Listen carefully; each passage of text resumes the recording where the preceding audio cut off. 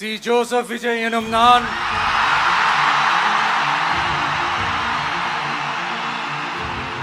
ഒരു ഹിറ്റ് തളപതി പടം പോലെ മുഖ്യമന്ത്രി പദത്തിൽ വിജയ് 100 ദിനങ്ങൾ വിജയകരമായി പിന്നിട്ടിരിക്കുന്നു.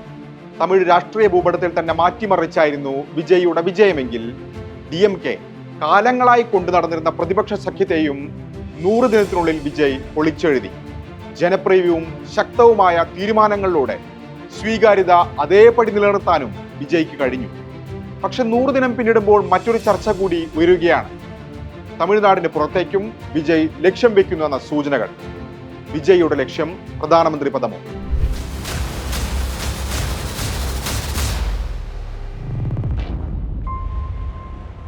മറ്റാരുമല്ല, TVK മന്ത്രിമാർ തന്നെയാണ് ഈ ചർച്ചയ്ക്ക് തുടക്കമിട്ടത്. ഒന്നല്ല, 2 മന്ത്രിമാർ. ആദ്യം പാർട്ടി ജനറൽ സെക്രട്ടറിയും സംഘടനയിൽ 3ാമനുമായ മന്ത്രി ആദവ് അർജുന, രണ്ടാമത്തെയാൾ മന്ത്രി ശരത് കുമാർ. ദക്ഷിണേന്ത്യയിൽ നിന്ന് ഒരു പ്രധാനമന്ത്രി ഉയർന്നു വരിക തന്നെ ചെയ്യും. ഒരുപക്ഷെ ഇപ്പോൾ ആയിരിക്കില്ല, ഭാവിയിൽ. അയാൾ ഓരോ ഇന്ത്യക്കാരനെയും പ്രതിനിധീകരിക്കുകയും എല്ലാ ഇന്ത്യക്കാരെയും തുല്യമായി പരിഗണിക്കുകയും ചെയ്യും. ഇതായിരുന്നു ആദവ് അർജുനയുടെ വാക്കുകൾ. ആദവ് വിജയ് എന്ന പേര് പറഞ്ഞില്ലെങ്കിൽ വിജയ് ഭാവി പ്രധാനമന്ത്രി എന്ന് തീർത്തു പറഞ്ഞു ശരത് കുമാർ. AM PM பார்க்காமல் உழைக்கும் எங்கள் CM நாளைய PM நீங்கள் தான், நாளைய PM நீங்களே தான்.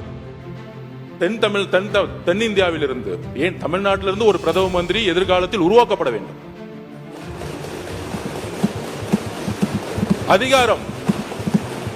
அதிகாரம் உத்தரப்பிரதேசுக்கோ பீகாருக்கோ குஜராத்துக்கோ மட்டுமல்ல, நம்மளுடைய குரல் சட்டமன்றத்தில் ஒலித்தது போல ஒரு நாள் பாராளுமன்றத்தில் ஒரு பிரதம மந்திரியாக ஒலிக்க வேண்டும். ഇതിൽ ശരത് കുമാറിന്റെ പ്രതികരണം മന്ത്രിസ്ഥാനം സംരക്ഷിക്കാനുള്ള നീക്കമായി വിലയിരുത്തുന്നവരുണ്ട്. മുൻപൊരിക്കൽ IPL മത്സരത്തിനിടെ മൊബൈൽ സ്ക്രീനിൽ ഒരു വെളുത്ത പൊടി പോലുള്ള പദാർത്ഥം പൊടിക്കുന്ന വീഡിയോ പുറത്തു വന്നത് വിവാദമായിരുന്നു. ഈ സഭാ സമ്മേളനത്തിലും DMK അക്കാര്യം ഉന്നയിച്ചതിന് തൊട്ടടുത്ത ദിവസമാണ് വിജയ് ഭാവി പ്രധാനമന്ത്രി എന്ന് ശരത് കുമാർ നിയമസഭയിൽ പറഞ്ഞു വെച്ചത്. അപ്പോഴും ഇക്കാര്യം ആദ്യം പറഞ്ഞത് ആദവ് അർജുനയാണ്.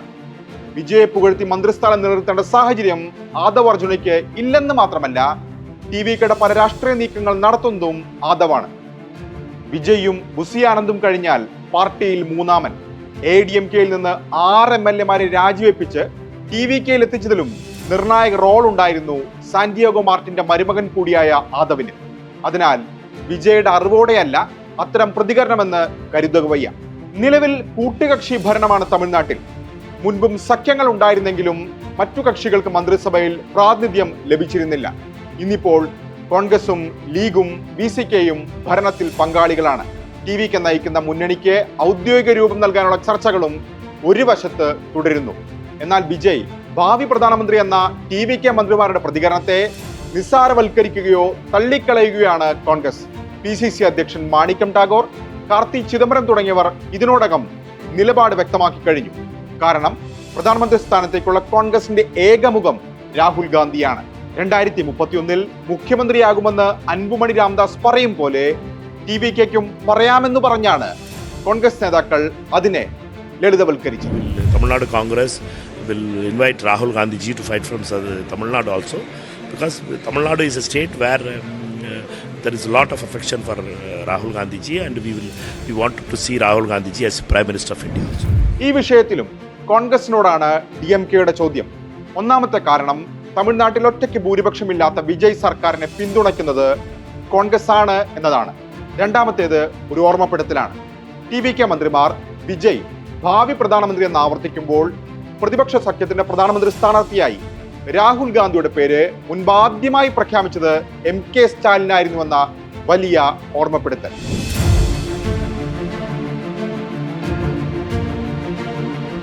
തെക്കേ ഇന്ത്യക്കാരായ 2 പേരാണ് ഇന്ത്യ ചരിത്രത്തിൽ പ്രധാനമന്ത്രിമാരായിട്ടുള്ളത്.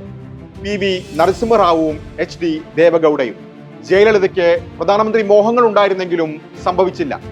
TVK മന്ത്രിമാരുടേത് വെറും പ്രസ്താവന മാത്രമാണോ, അതോ തമിഴകത്തിനപ്പുറത്തേക്കുള്ള ലക്ഷ്യമുണ്ടോ എന്ന ചിത്രം തെളിയാൻ ഇനിയും കാത്തിരിക്കണം.